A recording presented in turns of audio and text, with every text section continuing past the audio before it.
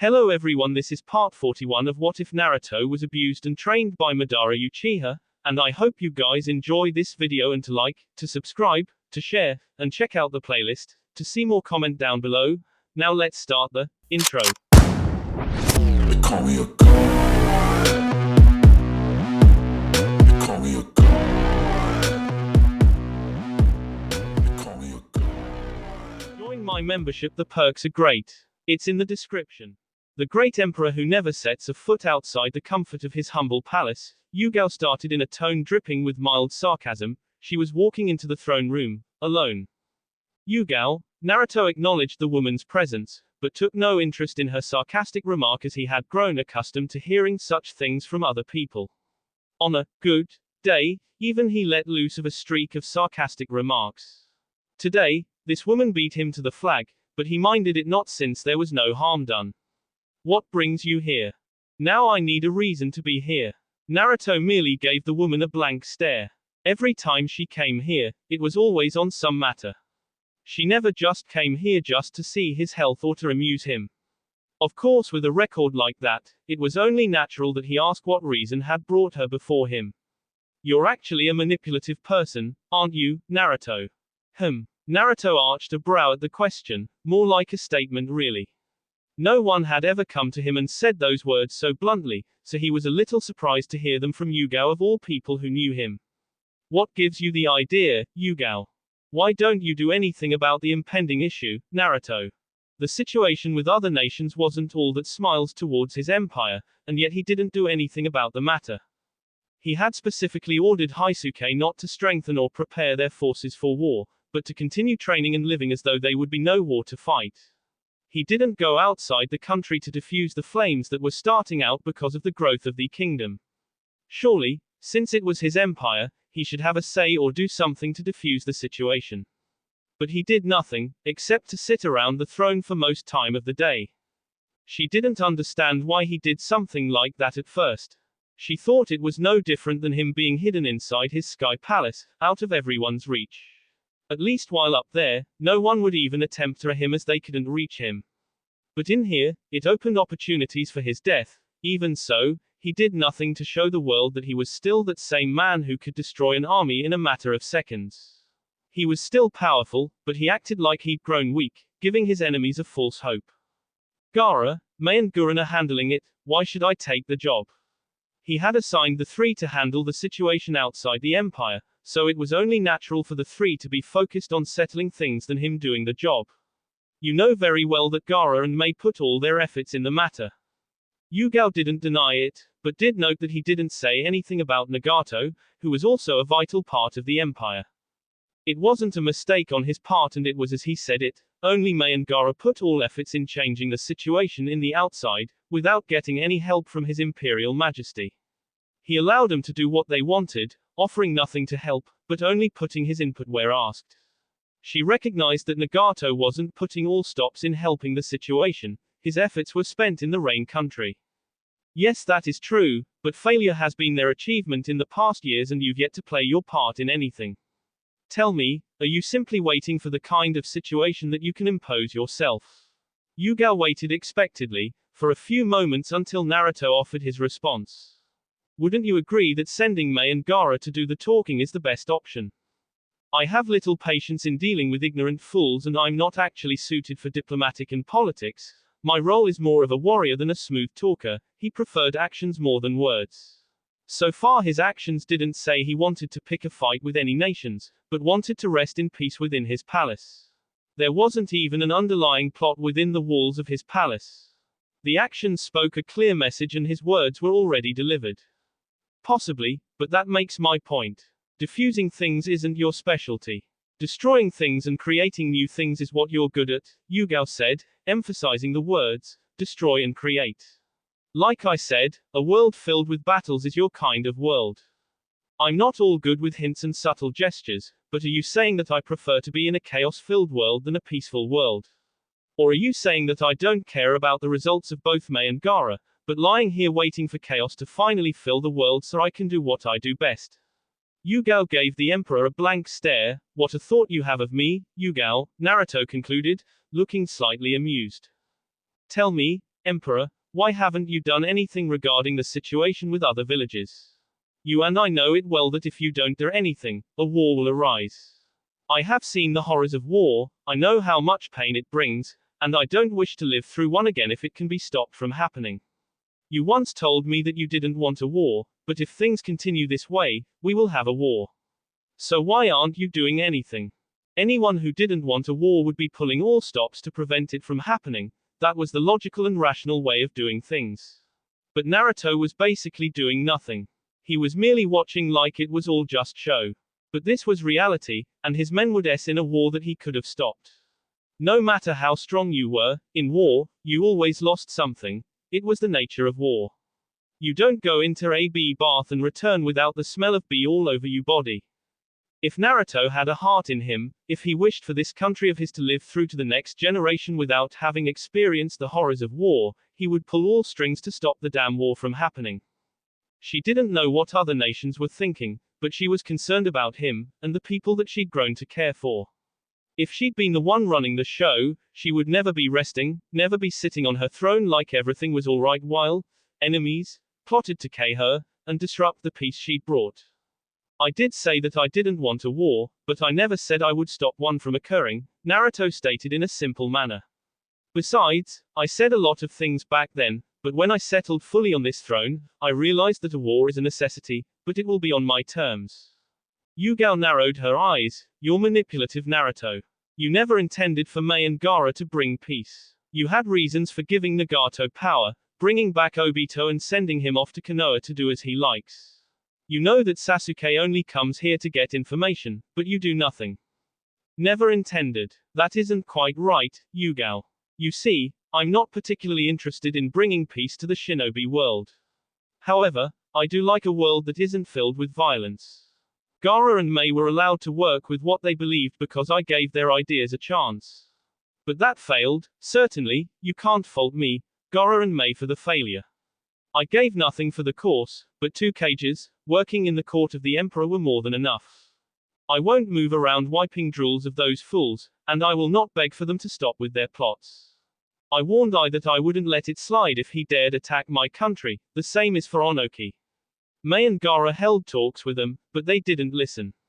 You're being ignorant of the fact that the omnipresent sage went to Kumogakure in all his glory and, nicely, told I that he wouldn't attack his village nor even attempt to overthrow him. Kuretsuki was here, I told her the same thing. More to that, I even lit up some fireworks for but he didn't listen. Should I repeat what I told him a couple of years ago? The only thing that makes those people uneasy is my continued existence, and I know that they won't listen to anything until the emperor is desad.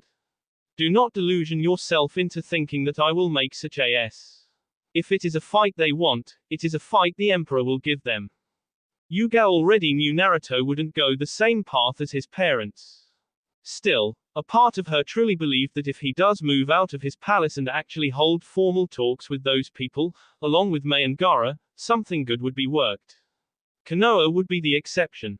She didn't believe that those villages would allow him entry into the village. She wouldn't even be surprised if some prayed every day that he would just drop s. They'd probably even stone him if he walked into Konoha. So you're saying that you've done more than enough. You talked to Kuretsuki, and even warned the former. After that, you sent Mei and Gaara, Yugao started. What a pity your efforts have been for nothing. Sarcasm doesn't really sweet you, Yugao. Can you blame me, Naruto? Naruto offered no response to the question. He stood up from his throne, and took a few steps before he was on level floor with Yugao. You know, even though I'm indifferent towards I have no thirst for B and have no desire to be a tyrant. However, I will do what I must to ensure that no one stands in the way of my idea of living my life in harmony.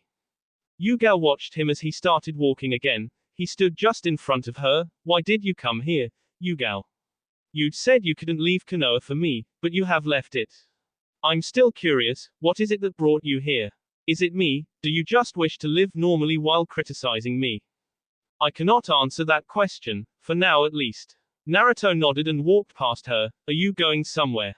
Princess Kiyuki has invited me to join her in the hot springs so many times, and each time I turned her down. I thought it'd be better to join her today.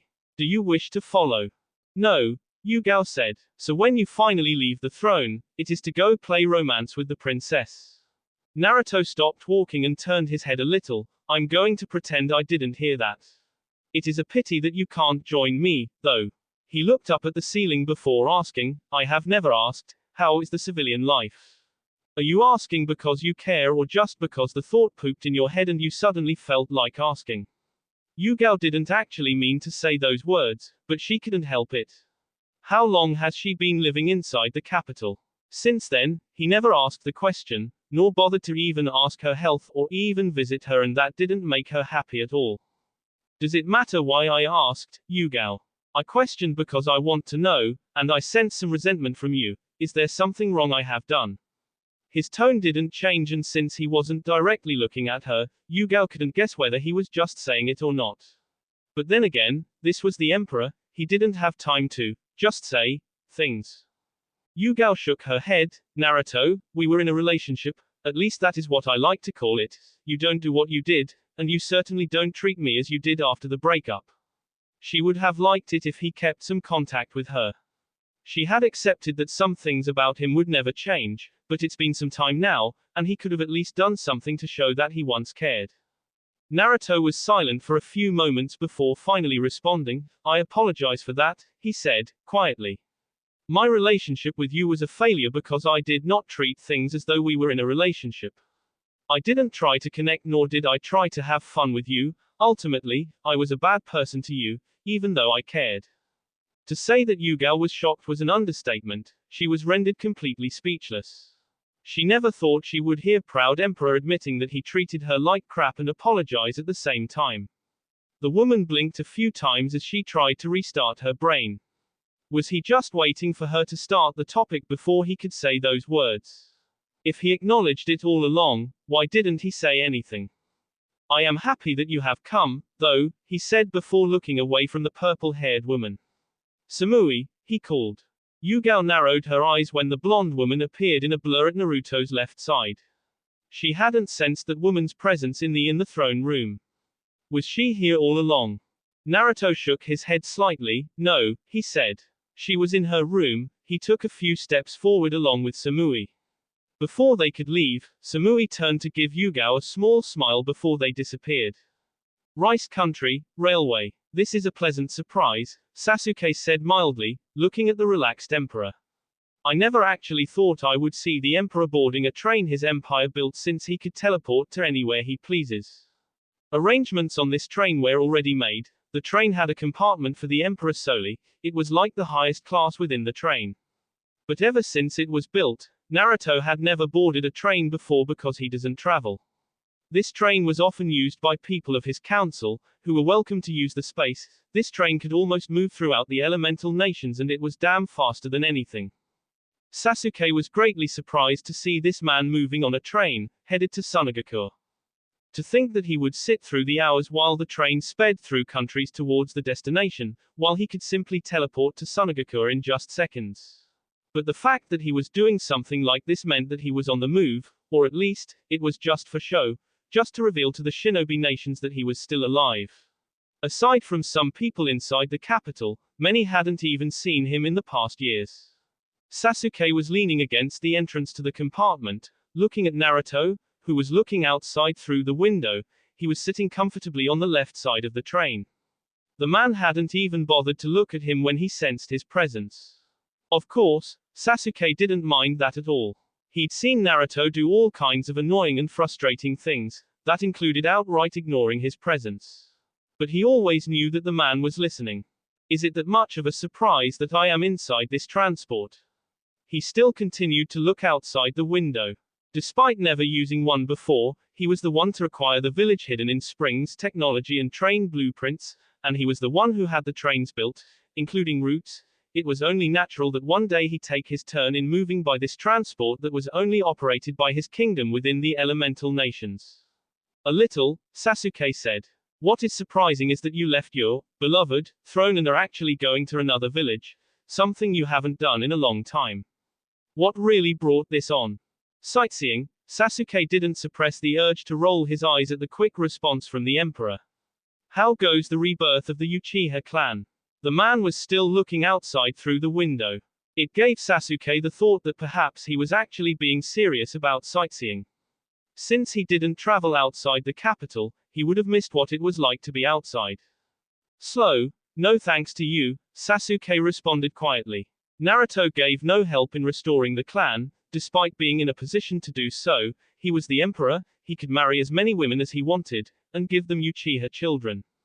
Combined with what he would make, the Uchiha would be back in a few generations. I have no desire to bring a child to a world like this. The clouds have already gathered, it is only a matter of time before it starts raining. I will allow the rain to run its course before moving into my journey. Sasuke knew that Naruto was aware that a war was coming soon. Still, he didn't think that the man would have a heart to think of something like that. When the war arrives, parents will be saying goodbye to their children, and children will be holding out the hopes in their hands, while waiting for their parents to return. Naturally, not every parent will return from a war, and not every child will return to the parent. This leaves nothing but pain and hatred to he that caused the pain. I don't plan on during the war, but I will, however, live past it and take the Uchiha to greatness. The foundation has already been put. I must thank you for that. Thank me. Finally, Naruto turned his head to face the other Uchiha. What have I done to be thanked?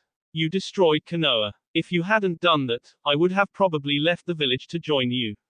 Since the new village was built by the hands of an Uchiha, and only the hands of an Uchiha, I can't leave it alone, Sasuke responded, looking straight at the left eye of Naruto. How Uchiha-like of you, Naruto said, with a small smile. Winners are the ones that write history, that is what Madara used to say. But you don't believe that, do you, Sasuke? You're a survivor, and you will write your own history, whether you lose or not. Sasuke didn't comment on what Naruto had said.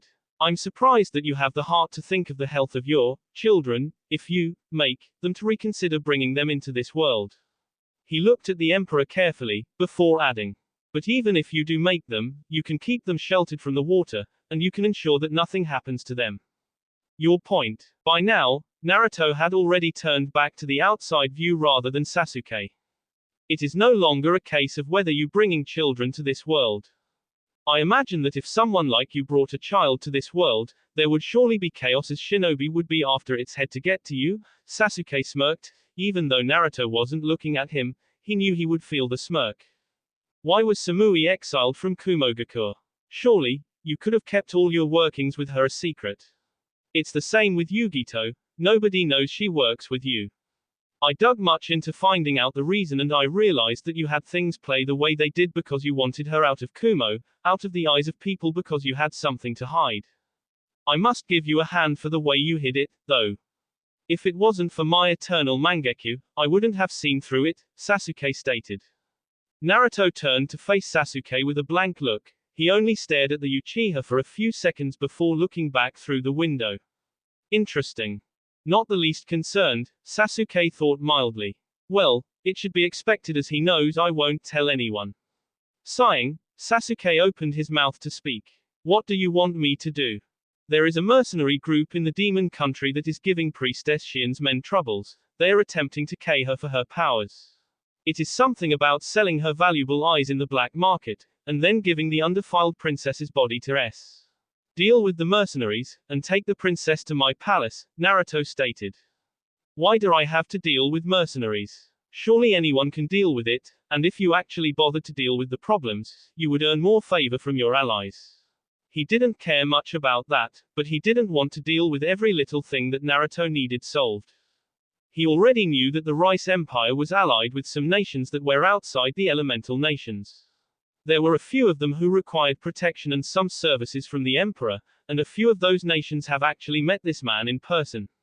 It was always that woman who took charge of negotiating things with other nations. While he didn't sit in any negotiations, he knew a few things that went around. The mercenaries are shinobi, some of them are mostly B rank. I'm also curious to know if they were hired by someone to do it or if it is just their will. Naruto paused for a few seconds. Besides, this is a good opportunity for you to flap your wings. Just make sure no one clips them. Sasuke was thoughtful for a few moments before asking, is there anything else? Naruto remained quiet to say no. Sasuke's Sharingan looked around the compartment for a few seconds before he faced the door to leave. These things aren't normal, you do know that, right? Am I stupid? Sasuke shook his head before disappearing from the train. It wasn't too long before an uninvited guest arrived within the second entrance, which was behind Naruto. The man was of a muscular build, he was bald, small black eyes, he was wearing a black vest that clearly showed his masculine upper body, and also wore black shinobi boots, completed with black leather boots. Hello, Your Majesty, there was certainly some mock feeling in the tone of the voice. What are the terms? Ho! The man sounded amused. You certainly don't waste time, do you? But it is no matter, and there are no terms, you just have to sit there and we will do what we must. Though, I must say, we weren't expecting to be taking out His Majesty, our target was either the Kazekage or the Mizukage, but this is even better. Take out the leaders, huh? The Emperor said, still looking outside the train. Naruto got no response in words, their only response he got was when the entire compartment lit up with explosive tags. They were even on the seat Naruto was sitting on. After a few moments, the man finally spoke. It took us 2 months to prepare the tags, and as you can see, they're no less than 1,000 tags and they're very special. I'm sure even His Majesty can't survive. You sound certain. Yes. The man held a single hand seal before everything went down in a loud boom. The train blew up in a mixture of flames and electricity. The explosion was so big, it took out the whole train and brought up a large mushroom of debris filled with lightning and red flames. The earth might have even shaken under the explosion. It felt as though a tailed beast bomb had been set off. It took a few minutes for the flames to rest down, but the train was nowhere to be seen, having burned down under the fire, and a large crater was visible from where debris had picked up. Once everything settled down, Naruto landed in the center of the crater, completely unharmed, his Sharingan staring at the heavens. I really dislike dealing with foolish children, he mumbled. He could sense 3 chakra signatures moving towards him. The one who ignited the fireworks was the S-bomber while the others stayed behind to clear from the explosion. There was no one strong enough to make him feel like raising his hands to snap an or break a bone or two. There were only mere children who needed to be S for misbehaving. The 3 rogue shinobi finally reached the edge of the crater, and stood with clear disbelief at what they saw. They'd run through sequences of the explosion, until they could get the right amount of firepower to cause lethal damage to anyone. While this was never intended for the Emperor, it should have damaged him, at least. But there was not even a scratch on him, not even winded from shielding himself from the flames that were tested to be able to penetrate through any defense. What made them powerful was the lightning that was fused within them. How are you unhurt? Simulations showed that no one, not even a Bayu, could escape from that explosion without suffering from injury, one in the middle said. Didn't you even bother to ask yourselves why I chose to use this train just after everything was set? Do you think I don't know what happens to my property while it is outside the country? He knew that his train was being tempered with whenever it left the capital for its rounds. It wasn't a public transport, but it moved out a bit. If things had been slow for these people, they would have let the train explode within the capital, and that was something he didn't want, and would personally hunt down anyone who could have set the explosion. The only one who was allowed to start fireworks within the capital was him. Since I'm still alive, why don't you run away now? I won't chase after you. They obviously weren't planning to fight him, and besides, he had no desire to beat up children. Are you mocking us? They didn't move an inch. We came here to do a mission, and we won't run away, not after everything we did.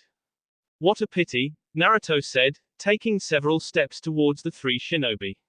If you'd run away, you would have been heroes who managed to destroy the Emperor's train while he was on board, and managed to escape before he could do anything. Seeing that Naruto was coming towards them in all his menacing glory, the 3 hesitated a bit before hitting the road. They disappeared in a blur, running away from the Emperor. Oh, now they escape. He stopped walking once he made it out of the crater. I wonder how far we'll run before death finds them. He bended down a bit and placed his right palm down on the ground. Earth chunks began to fill up the crater, until it was fully filled. A few minutes later, a railway began to form, as the sound of a rushing train started to reach Naruto's ears. A replica of the train that was blown up stopped just away from Naruto, and Samui opened the door, inviting Naruto to get in. Is it over already? Kind of, Naruto said, entering the train. Once he was settled down, Samui spoke again. Kind of. It wasn't the definitive answer she was looking. But knowing him, something must have happened for him to give her an answer like that, and that made her curious. They ran away. And you let them. Samui didn't wait for a response before asking another question. So, they are going to live after attempting to KU, and would have hurt either Gaara or Mei. It is only fortunate that Gurren no longer uses it, otherwise, she would have been caught on the incident. I'm not that merciful. It was a simple response from Naruto that had Samui take her own seat as the train made its way towards the Wind Country. Who was behind the attack then? He hadn't told her anything, but she knew that someone had paid those fools for the work they did. They were probably running back to whoever hired them. Probably someone who wants me. That was obviously the case. How long before we reach Sunagakure? Before dawn, Samui said, before asking her own question. Are we no longer going to pass by the Demon Country, before heading to the hot springs? He just offloaded his task to Sasuke, so he would no longer have any reason to go there. We'll still go there, Naruto said. Although I told Sasuke to take Princess Shion back to the capital, that woman won't leave her place until I get there. A few months ago, she predicted I would go to her, but I didn't actually believe it. Because of the troubles she's facing in her country, my presence is a necessity for things to calm down. How unlike you, Samui said. You're going to prove her right. Why not? She has proved that her powers are no illusions. I should honor that by making an appearance. The little smile on his face made it obvious to Samui that he found this to be amusing. He really has a screwed up sense of humor. Sunagakure. Get a personal life, his sister always says, given his obsession with getting his work done. There was nothing he did other than work and work, all day long. He didn't have time for a personal life or to do anything for himself. He was always thinking about the future of Sunagakure, and the shinobi world. Being Kazekage didn't help matters as it gave him much more responsibilities to work on, and he wasn't the type to offload his work to someone else when he could do it himself. It wasn't to say that he didn't get any chance to experience any type of human feelings. He was human, and naturally, different feelings did arise within his heart. Subaku no Gaara was just better in controlling them. He didn't allow emotions to get the best of him or even dictate his choices. Still, there were those vulnerable moments where you just wanted someone to be close to you. He liked having those moments while alone in his room, because then, he could just sleep it off. Gaara wasn't that big on relationships. In fact, he never quite actually gave the idea much deliberation. Still, his sister shouldn't be the one to tell him to get involved, given that she hardly had any contact with any man. Things would have worked well with Shikamaru, but their jobs, and not so smooth relationship with Konoha, brought the chirping birds to a halt before they could even land on the ground. Since then, there didn't seem to be anyone who could fit Temari's personality. It was all another matter for his brother. If he and Temari really wanted a relationship, they could really get into one. While not everyone appreciated him, he had his own fair number of admirers, and he could make things work. Temari was a beautiful woman. The only problem was a big personality which almost made her unapproachable. But she has toned things down a bit. For his brother, Kankuro, it was another matter altogether. Kankuro wasn't in a relationship because he didn't want to, or for the lack of trying. He was just failing. Perhaps it was because he aimed too high. At least he didn't have to worry about things too much because he was still young. There were still many years ahead of him, and he would be able to live his life after things have settled down around other nations. It wasn't like the hostility from some nations was going to last forever. A knock on the door brought the Kazekage out of his thoughts. Come in, he said, allowing entrance to the person outside the office. He even raised a curious brow when it was his sister. She never really knocked before walking into his office. There were those days that she did so, but today wasn't that day. Temari. The blonde didn't respond until she settled down on one of the chairs in front of the Kazekage's desk. The royal train was spotted coming towards the village. It should be reaching us within a few minutes. I wasn't expecting Gurren to be coming here, and it wasn't scheduled to arrive here in this week. Is there something I don't know? Normally, when the royal train came to the village, there was always a notification that went ahead of it. But this time, there was nothing that came, not a damn thing, which was a surprise given how they usually followed the correct protocol. No. Temari said, shaking her head. This is an unannounced visit by someone from the royal house. I do wonder who it is though. Gurren wouldn't come here without saying something, and as far as things stand, she is supposed to be in a zoo by now. She's still in the Crystal Palace and Conan has yet to arrive in the capital. I imagine that she can't leave the country without the presence of Conan. Gaara said. Perhaps it is the Emperor. That did nothing but make Temari frown. I wouldn't be surprised with all the storms in the Demon Desert. Gaara found some amusement in the statement, clearly sarcastic. He knew firsthand the Naruto wasn't the most favorite person in Temari's world. It wasn't because the Emperor had actually done something to her, his sister just found all reasons to disagree with his methods and way of doing things. Not that the man did much anyway. His sister was a strong-willed person, who had strong opinions, and she didn't easily accept someone like Naruto who expected his words to be listened to without caring much about what others were saying. She had her own opinions and liked for them to be heard.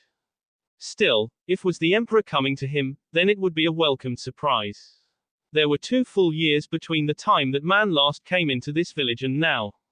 If that man had chosen to finally leave his palace so that he could see what was happening around the nations, to be more precise, his allies, then this was a welcome change that would certainly be a message to other nations. You don't have to be like that, Temari, Gaara said. She really could act like that in front of the Emperor.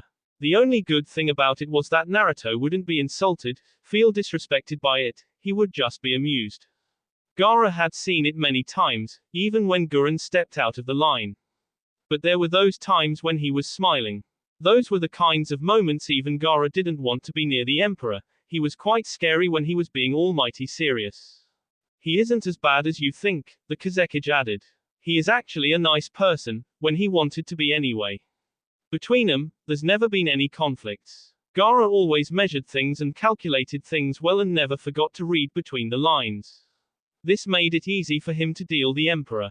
Yeah, right, Temari snorted.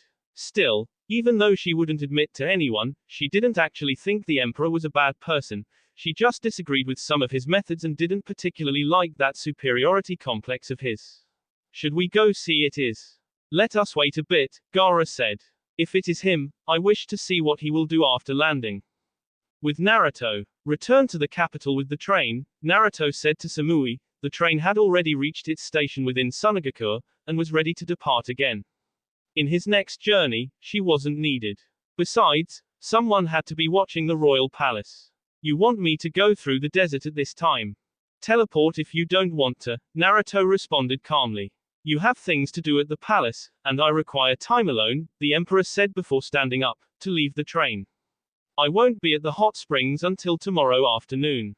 Join me then if you wish. Samui sighed, and here she thought she would finally be able to get some time to spend with him away from the rice for this once, but it appears that he had no such plans. She couldn't force him to do so, as he obviously had other plans in mind, not that he didn't always have a plan. It is rather a surprise that you'd be willing to spend the night outside your palace. When was the last time you did that? You must be willing to step out of your comfort zone every now and then. Was there anything you wanted from me? The former Kumo shinobi shook her head. Have a safe trip, the Emperor said before walking out of the compartment, and landed down on the ground. A second later, the train started moving again. Naruto looked at the direction of the Kazekage Tower, and started walking towards it. The appearance of Sunagakure's greatest ally was nothing short of a miracle. This by the fact that for the past years the Emperor was never seen setting his foot on any land other than in the capital of his empire. Naturally, when the people started seeing the man rumored to be the strongest shinobi in the elemental nations, many activities stopped as the people chose to look at the Emperor. The news ran fast, but no Anbu or any ranked shinobi came into the view of the Emperor to escort him towards his destination, not that Naruto minded anyway. This is actually my first time seeing him, one of the market owners whispered to another as the Emperor was walking through the streets, with his lone bee red eye partially opened, hands folded across his sea. So am I, the person being talked to responded in a shush tone. That wasn't anything surprising since the Emperor was not a man who made public appearances all over the nations. Gaara may regularly visit the rice country, but this man didn't make any efforts to see anyone. This is a good day, an Anbu said standing in one of the tall buildings, with his squad mates behind him. The emperor finally descends down to earth. I wonder what he wants from the Kazekage. Is it time for war already? Not likely, another said, shaking his head. I can understand why other nations fear that man. He was a sensory type, and what he was sensing was what made him nod in agreement with assessments made by other shinobi. Not only was he powerful, but it looked as though his field of vision was the entire village, because he knew the man had already sensed all Anbu watching his movements. He doesn't look all that threatening to the natural eye, another spoke his mind. The air around him wasn't tense as you'd expect from ridiculously powerful people, it was rather calm, and relaxed, just as his body language. You wouldn't think he is actually the man who destroyed Konoha in a few minutes, single-handedly. Certainly, the first Anbu to speak said with a nod. Lord Kazekage has made his appearance as well, he added, looking at the blank-faced Kage, who was walking towards the emperor, with a stone-faced Temari on his right. If you weren't told by anyone, you wouldn't know if the man was really the emperor or not.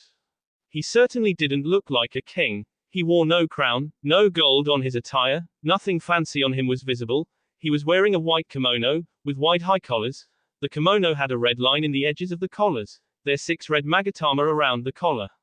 The kimono was partly open just above his seat to expose the red magatama necklace. Its sleeves were short, and had a red lining at the end.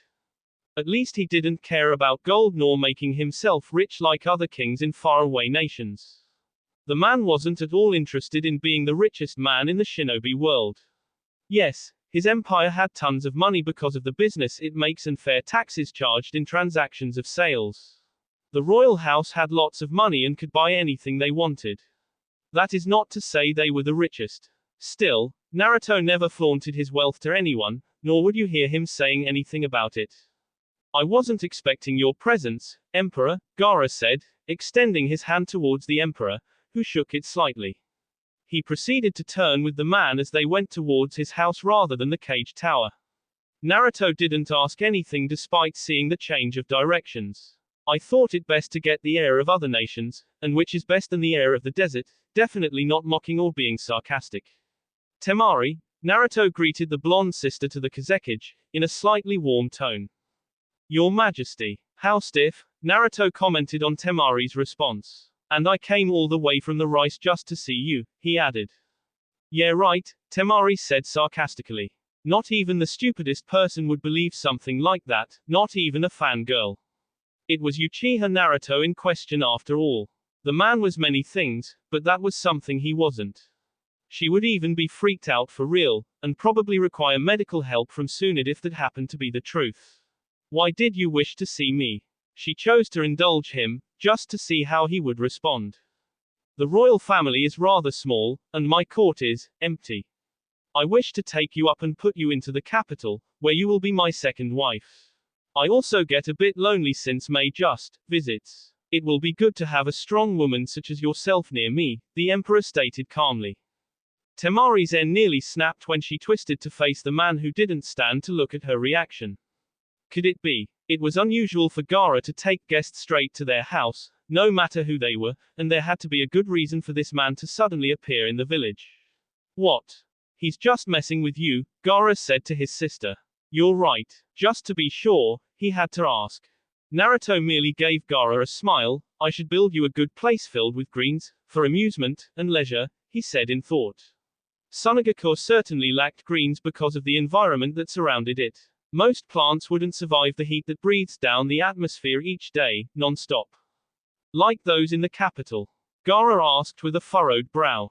Will it be possible in this kind of place? It wasn't like they hadn't tried nurturing some greens, all attempts have just failed.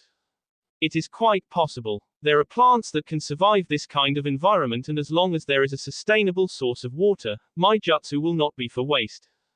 Temari had to remind herself that the man could use Mokuton at a rather higher level. The element seemed to be the only which he uses regularly since his ascendance to the throne. Well, Mokuton was something of a miracle as it actually gave life forms. We can discuss that later, Gaara said. Let us reach my house first. You must have had an uneventful journey towards here. It was indeed uneventful, but the sight wasn't at all bad, Naruto responded. He couldn't say an attempt on his life was an event, since he knew it was going to happen and had predicted it. It became an event when he predicted. When it finally happened, it was nothing more than an annoyance. Later that day, the dinner table, every time one of them was within the village, the Sand siblings always ensured that they gathered around the table for the dinner. Even when Gaara was busy with important things, he always made time for the dinner. This was their family moment, and one they all respected. They may spend most of their time together during day, but it was always about work. Although she treated Gaara like her brother during work, he was the Kazekage and she was his advisor, so was Kankuro. This was the only time they acted like a real family, a family that was in charge of Sunagakure. They don't normally have many visitors during this time as not many dared to come to the house of Subaku no Gaara at this time of the night. Today was one of those days. No, it was more like a rare day. Naruto was having dinner with them. Temari had never thought she would see such a thing happening in all her life. She envisioned the emperor in many B situations, and some good, but she never thought of seeing him beside a dinner table, looking relaxed. While he was not overly smiling, he was still with them. By now he'd removed the kimono he'd been wearing, and as she suspected, it was of fine material and rather heavy for a mere kimono. He was now wearing a simple long-sleeve red shirt, which had an Uzumaki swirl, in black, around the C. He also wore blue shinobi pants, completed with blue shinobi sandals, which were bought for him in the village as he wasn't wearing any. His feet had been just bandaged. In response, he said, "I spend so much time indoors that I forgot that I needed them when going outside." Temari had snorted at the response. "Do you find it that hard to grasp that I am having dinner, more especially with you?" Naruto asked Temari, while not particularly looking at her. He had noticed her stare, and assumed she had questions. Normally, he wouldn't have bothered to ask, but her responses were interesting to say the least.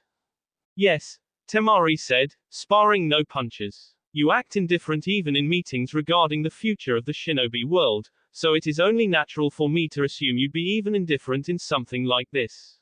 She had often attended one of those council meetings, or just meetings between allies. Naturally, all meetings were held in the presence of the emperor, but he was hardly a factor as he said nothing unless asked. More often than not, his response was, "So as you like." "Would you actually believe it if I told you that I do actually have moments like these during some nights in the royal palace?" Naruto said, but didn't wait for Temari to respond. "You just don't like me that much, do you?" Gaara wanted to tell Temari to keep her thoughts to herself but stopped when he figured that Naruto wouldn't be insulted since he never kept some thoughts about some other people to himself. The emperor always spoke his mind, and surely, he wouldn't have a problem with others being the same way. He would be a hypocrite if he didn't allow it. Still, Gaara knew Naruto wouldn't be like that. Above all things, he did like people who could stand up to him, people who couldn't just cower because he stared at them. "I don't dislike you, but I neither like you," Temari said firmly. Her brows furrowed when Naruto seemed amused by her response. "Does that amuse you? Chunin exams in Konoha, didn't you beg for me to spare Gaara's life when I wanted to kill him?" Naruto asked. The memory was quite fresh inside his head. Not that he often loses his memories anyways. "Now you talk to me in that way. Shouldn't you be at least nice to me because I didn't cease your existence during that time?" It wouldn't have been out of nothing even if he had. Konoha and Sunagakure were fighting, and he was a Konoha shinobi at that time. Naturally, since they were enemies, he wouldn't have been blamed if he'd killed them.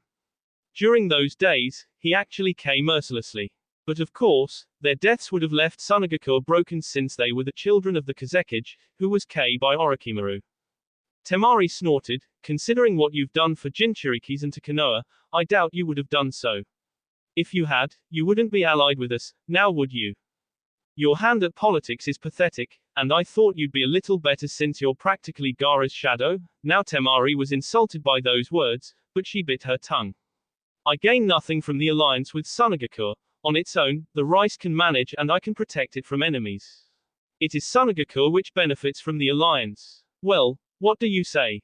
I spared your life, and offered you a beneficial relationship, expecting nothing in return." Kankuro chose to stand up at that moment before Temari could muster a comeback. "I'm going to eat in my room," he said, but he was stopped by Gaara's hardened tone. "Sit down, Kankuro." Gaara turned to Naruto, "So you're saying you're a good person?" While Naruto wasn't an overly joyous person, he wasn't an overly corrupted person. If you ask anyone who actually knows him in person, they will all say that he isn't a bad person. Mei was the first person to boldly say so, and Gurren followed. Kakashi spoke something about those lines, so did Sasuke. Actually, the Uchiha seems to praise Naruto more than he should. Naruto watched lightly as Kankuro sat down before responding. Uchiha Naruto a good person. I don't certainly try painting myself as such, and saying that I am good is meaningless, just as it is meaningless to say, I love you, without actions to back it up. Shinobi say a lot of meaningless things, simply because they can. People have different perceptions of things around them. My people see me as a good emperor, for I do nothing that might be considered wrong to them. I have only built a home for them, and made it the safest place they can be. To some people, I'm a merciless tyrant, demon incarnate, a bastard, selfish and arrogant Uchiha. If your words can change something, if you have the power to change things, you will not be liked or admired by anyone.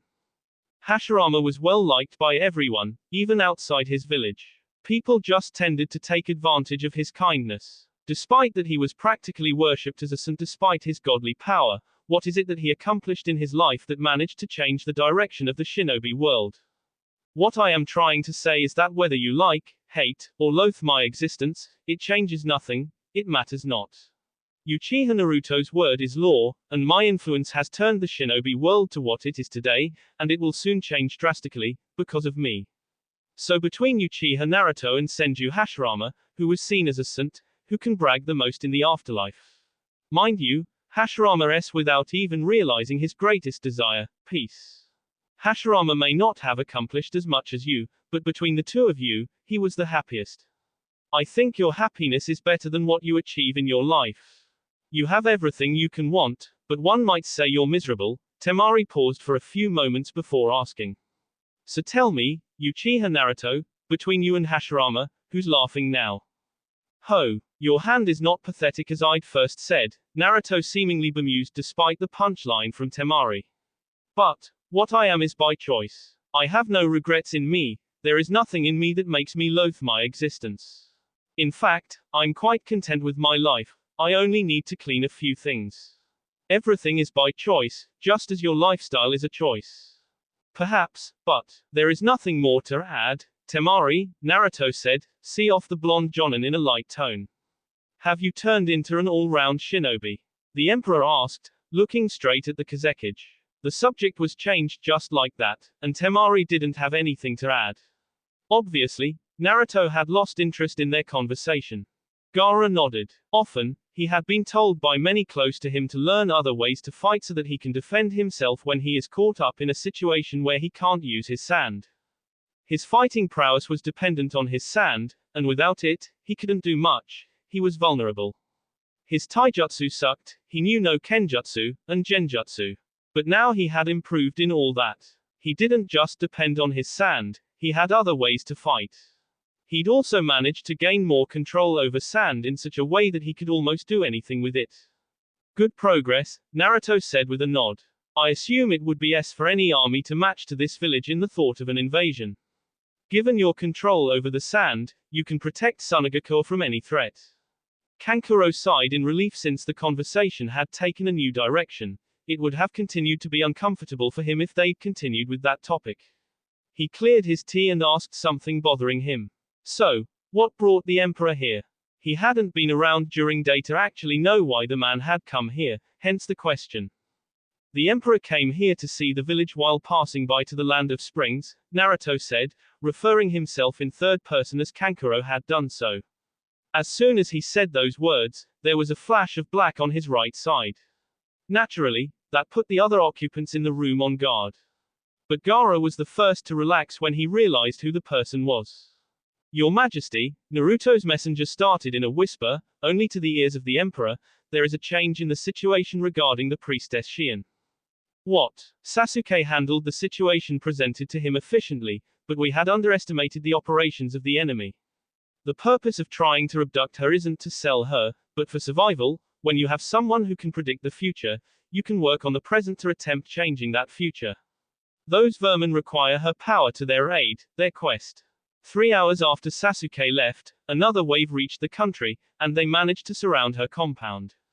I was able to track the leader down. Sasuke should be heading to his location anytime soon. But that won't change the situation in the demon country. So far, she hasn't been touched, but I know it is only a matter of time. He had planned on going, but not to save that woman's life. Well, he didn't have a choice now. Still, he wasn't going to dirty his hands with mere children. I'll see you at the main entrance of this village in a few minutes, he said to his messenger, who nodded and disappeared in a flash. Kazekage, will you take a walk with me? Gaara nodded, and stood up. He was done with his dinner anyway, and besides, something seemed to have come up for the man to be leaving after he'd hinted on staying here for the night. A few minutes, watching her brother return, Temari was the first to ask. What did he want? Gaara waited until he sat down before he responded. Nothing, he answered. The emperor didn't request anything from him to say that he wanted something. They just talked for a few minutes about this and that. Azushigakure. Karen glared at the paperwork in front of her. When she moved into the island, she was first and foremost excited about the freedom she would gain by being here, in her own land, her own playground. When she was still working for the snake, Orochimaru, she wasn't actually free because she never got to do anything she liked and that man was always watching her every move like a hawk. There wasn't anything that she would do that he wouldn't know and he punished anyone who didn't do things he'd ordered for them to be done. To Orochimaru, everyone was disposable, her included. The rice country was a little different because Naruto never actually bossed her around. While she got busy with building the empire with Gurren, she was at least free because there was no chain binding her into one place. Gurren was a little annoying and frustrating since she always reminded her that Naruto had put her in charge of all the operations. She was actually happy in that place, despite a few catfights with that woman. When she finally got this place, she was happy, filled with excitement, and the first few months this place felt like home, her home, and she cherished the feeling. Getting a few people to work in different departments had all but ensured that she didn't miss any human contact, and the few brats from the capital who lived here while being trained by her and her assistants alleviated some of her boredom and ensured that she did something good for the future leaders of this island. She wasn't going to rule over the research facility for all eternity. She knew that and would do anything to ensure that its future was kept intact. Instead of spending much of her time enjoying herself, Karen was forced to take in more work than she expected. Some nights she didn't even get a good night's sleep because unfinished business would keep nagging her until she finished it. It was good that she got helpers and assistants, otherwise, she would have certainly dropped S by work overload. Still, she had no regrets, she was quite pleased with herself and her life in general. Something wrong, Karen? Shizune asked, walking into the Uzumaki's office. The office didn't have a lot of things. The only noticeable things were the shelves in both sides of the office, a couch on the left side, with a small table just beside it, and a refrigerator at the corner on her right side.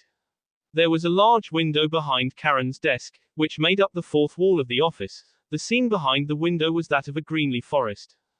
There will be a temporary change in leadership at home, she said. The rice was like the motherland to most of them. While this may be her home now, the capital was still her home. She'd helped build the place after all. That was news to Shizune. She didn't think that something of that nature would happen. Judging by the look on Karen's face, it seemed like she wasn't happy with the change. But surely, Naruto wouldn't be moved in his position as emperor. That led her to conclude that the change was on the prime minister, or Konan, who was, in a way, in the same league as Gurren. Konan chaired the empire's council, and supervised all outside relations that had to do with the empire. If there was anyone who knew things in the capital more than Gurren, it had to be her. Don't you like her? Shizune asked carefully. She didn't understand why Karen would look displeased by the change if she liked the blue-haired woman. From what she knew, Konan wasn't that much of a bad person, she just didn't talk much, but she was smart. Karen once admitted Gurren was nothing compared to that woman, and while she was better with scientific principles, Konan beat her in other areas. That's not the case, Karen said. I have no problems with Konan, but a change in leadership means that there will be a change in our monthly budget. Oh. Now she understood it quite well. For anyone doing research, technological experiments, and medical experiments, the budget to carry out all activities was necessary. Without a sufficient budget, there was no way to carry out some experiments. For someone like Karen, that would be like hell itself. I was able to negotiate a good budget with Gurren because Yukimaru is living under my care. In more simple ways, she used the fact that Gurren was very sensitive to anything that concerned Yukimaru to her advantage. But with Conan taking charge, she will require that I explain everything, necessity of all the funds I require. If she finds other things to be unnecessary, she will see off the funding. Settling down, Shizune tried comforting the woman. Well, you can always go back to the emperor to ask from him. You're legally his brother, and that makes you royalty. Shouldn't royalty hold more power than anyone else? Karen frowned. In other kingdoms it is like that. But birth and family relations don't mean anything in terms of power when it comes to the way things are handled in that place. Royalty only means you're related to the king, and that's it. Unless you hold any position, you're just the child, sister of the emperor, she explained lightly. That is a good thing, wouldn't you say? Karen didn't deny it. I have gone to him in a situation like this, and you know what he did. It was rhetorical, so Shizune didn't respond. He did his favorite, emperor pose, and told me to use the money I'd inherited when I became his sister. I assume there was a problem there. Shizune said in thought. Yes, Karen said with a nod. I'd used up all the funds, but hadn't told him. However, he knew about it, and knew that I knew he knew. I'd used the funds for things that I'd kept secret from everyone, but hadn't thought he would know about it so soon. Naturally, he didn't admit knowing anything, and I didn't admit to have used up all money. So, he knew everything but didn't admit it because it was all just amusing for him to watch you struggle with how to tell him, or deliberating whether to tell him or not, Shizune added. He doesn't know everything. This time, Karen managed to smile. He knows I used the money to build some facilities for my other activities. But he doesn't know where I stationed my facilities. He may have a guess on what I may be doing, but he doesn't know everything. I use technology and my powers quite well to hide things. As expected, she basically told her nothing. It was more like there is a rumor about this and that. Well, it should be expected if she was even keeping it from the emperor. But the fact that he doesn't seem to be worried about it makes her think that Karen wasn't doing anything like that Orochimaru used to do in his hideouts. Well, it was a good thing because she didn't have to be worried about anything. Technology was one aspect that Karen did well. The woman was responsible for making the Rice Emperor's trains faster than shinobi. The woman also created a weapon that was dangerous enough for the emperor to destroy it. It wasn't that the emperor feared the weapon. He told Karen that she was not to use her facilities to create weapons. When will this change occur? Shizune asked, returning to the matter at hand. Soon, Karen said. What can I help you with, anyway? I'll be gone for the next 4 days. I've already cleared everything, Shizune said. She worked 4 days in the island and rested for the next 4 days. It wasn't exactly time off, she still did some work at Konoha. Oh, I'd forgotten that you leave for the weekend, Karen said. The train will drop you off in the Wave Country. The route from the Wave to the Fire Country has been off while the workers complete construction. The train in question was an underground train that travels through the tunnel underwater from the island to the Fire Country. There was a stop in the Wave. From the Fire Country towards Rice, they were busy with construction on another underground route.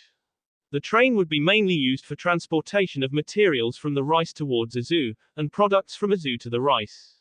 I see you when I return, then, Shizune said, before standing up so she could leave the office. That will be all for this video. Be sure to like, subscribe, share, and comment down below for more videos. Goodbye.